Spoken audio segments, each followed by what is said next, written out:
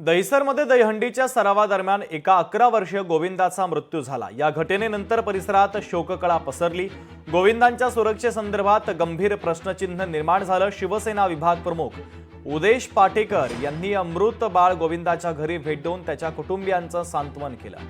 शासनाकडून देखील योग्य ती मदत मिळवून देण्यासाठी पाठपुरावा करण्याचं आश्वासन कुटुंबाला देण्यात आलंय।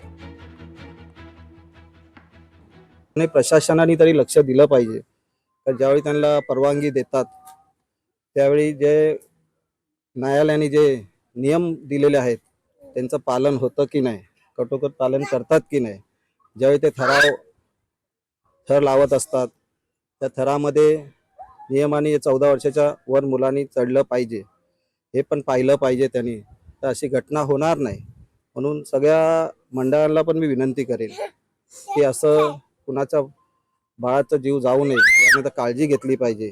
आपल्या सगळ्यांच्या घरात लहान मुलं आहेत आणि असं होणं हे खरंच दुर्दैवी आहे, परंतु हे कोणाच्या हातात नव्हतं, नाही कोणी मुद्दामून घडवून आणलेलं आहे।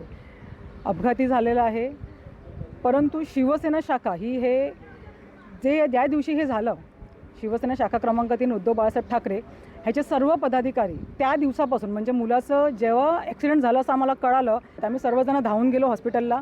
आज शिवसेना उद्धव बाळासाहेब ठाकरे पक्षाच्या वतीने विभाग क्रमांक 1 चे आपले विभाग प्रमुख उदेश पाटेकर यांच्या माध्यमातून 1 लाखाची आर्थिक मदत त्या कुटुंबाला देण्यात आलेली आहे। तर नक्कीच आम्ही प्रयत्न करू की शासनाच्या माध्यमातून सुद्धा त्या परिवाराला आम्ही मदत मिळवून देऊ। लोकशाही मराठी ऐका, पहा, जागरूक रहा।